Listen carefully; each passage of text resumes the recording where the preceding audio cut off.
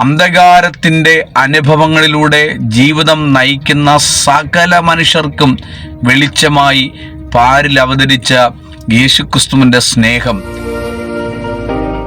ഇരുൾ അടഞ്ഞ വഴികളിൽ തിരുനാളമാകുവാൻ ഇന്നത്തെ ചിന്ത. ധന്യനായ യേശുക്രിസ്തുവിൻ സ്തുല്യമേറിയ നാമത്തിൽ എല്ലാ പ്രിയപ്പെട്ടവർക്കും സ്നേഹവന്ദനം. തുടർമാനമായിട്ടുള്ള ദൈവവചന പഠനം ഏറ്റവും ഹൃദ്യമായി നമുക്ക് നൽകിത്തരുന്ന വിശാലമായ ആശയങ്ങൾ ജീവിതത്തിൻ്റെ എല്ലാ ഘട്ടങ്ങളിലും നമുക്ക് പ്രയോജനം ചെയ്യും എന്നുള്ളത് ഒരു യാഥാർത്ഥ്യമാണ്. 9-ാം അധ്യായം വളരെ പ്രധാനപ്പെട്ട അധ്യായമാണ്. നമ്മുടെ രക്ഷിതാവാകുന്ന യേശുക്രിസ്തുവിനെ പറ്റി പ്രവചന പുസ്തകത്തിൽ രേഖപ്പെടുത്തിയിരിക്കുന്ന ഏറ്റവും കാതലായ സന്ദേശം ആ 9-ാം അധ്യായത്തിൽ നമുക്ക് കാണാൻ കഴിയുന്നു. ഇരുട്ടിലിരിക്കുന്ന ജനത്തിന് ഒരു പ്രകാശമായി യേശു പാരിലേക്ക് ഇറങ്ങി വന്നു. ഇരുട്ടിൻ്റെ അധീനതയിൽ കിടക്കുന്ന സമസ്ത മനുഷ്യരുടെയും രക്ഷിതാവായി, ലോകരക്ഷിതാവായി യേശുക്രിസ്തു ഭൂമിയിലേക്ക് ഇറങ്ങി വന്നു എന്നുള്ള കൃത്യമായ വിവരണമാണ്, പ്രവചന ശബ്ദമാണ് നമുക്ക് ഈ അധ്യായത്തിൽ മനസ്സിലാക്കാൻ കഴിയുന്നത്. ഈ ലോകം പാപത്തെ പച്ചവെള്ളം പോലെ പാനം ചെയ്ത് അന്ധകാരത്തിൻ്റെ, ഇരുട്ടിൻ്റെ ഒരു വല്ലാത്ത ഗതികേടിൽ അകപ്പെട്ടിരിക്കുകയാണ്.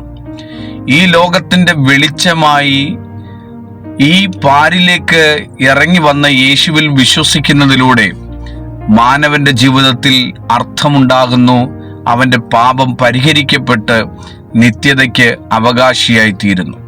അന്ധകാര നിബിഡമായ ഈ ലോകത്തിൽ ആ രക്ഷണ പദ്ധതിയുടെ മഹത്വം അനുഭവിച്ചറിയാൻ ഭാഗ്യം ലഭിച്ചവർ യേശുക്രിസ്തുവിനെ പോലെ പ്രകാശം വരുത്തുന്നവരായി തീരണം എന്നും ഈ അധ്യായത്തിലൂടെ മനസ്സിലാക്കാൻ കഴിയും. നമുക്ക് ലഭ്യമായിരിക്കുന്ന അനുഗ്രഹം, നമുക്ക് ലഭ്യമായിരിക്കുന്ന ഏറ്റവും വിലപ്പെട്ട ഭാഗ്യം മറ്റുള്ളവരിലേക്ക് എത്തിക്കുക എന്നുള്ളത് നമ്മെ പറ്റിയുള്ള ദൈവത്തിൻ്റെ ഹിതമാണ്. യേശു മാത്രം ഏകരക്ഷകൻ, യേശു മാത്രം എല്ലാ മനുഷ്യൻ്റെയും രക്ഷകൻ എന്നുള്ള ഏറ്റവും ഉദാത്തമായ ചിന്ത, ആ ചിന്തയുടെ മഹത്വം അനുഭവിച്ചറിയാൻ നമുക്ക് ഭാഗ്യം ലഭിച്ചു. ആ മഹത്വം മറ്റുള്ളവരിലേക്ക് എത്തിക്കുക എന്നുള്ളത് നമ്മുടെയും പ്രധാനപ്പെട്ട ലക്ഷ്യമാണ്, നമ്മുടെ മേലുള്ള ഉത്തരവാദിത്തമാണ്. അതുകൊണ്ട് തന്നെ അന്ധകാരത്തിൻ്റെ അനുഭവങ്ങളിലൂടെ ജീവിതം നയിക്കുന്ന സകല മനുഷ്യർക്കും വെളിച്ചമായി പാരിൽ അവതരിച്ച യേശുക്രിസ്തുവിൻ്റെ സ്നേഹം മറ്റുള്ളവരിലേക്ക് പകരാൻ നമുക്ക് കഴിയണം എന്നുള്ളതാണ്. ഈ ലോകം അന്ധകാര നിബിഡമാണ്.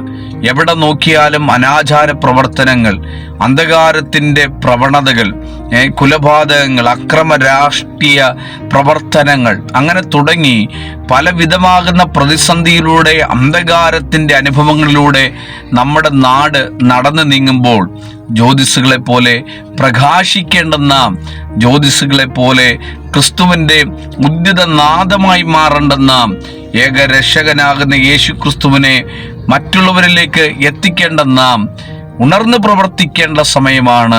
ഉണർന്ന് കർത്താവിന് വേണ്ടി പ്രക്ഷോഭിക്കേണ്ട സമയങ്ങളാണ് എന്നതാണ് ഈ അധ്യായത്തിലൂടെ നമുക്ക് നൽകിത്തരുന്ന സന്ദേശം.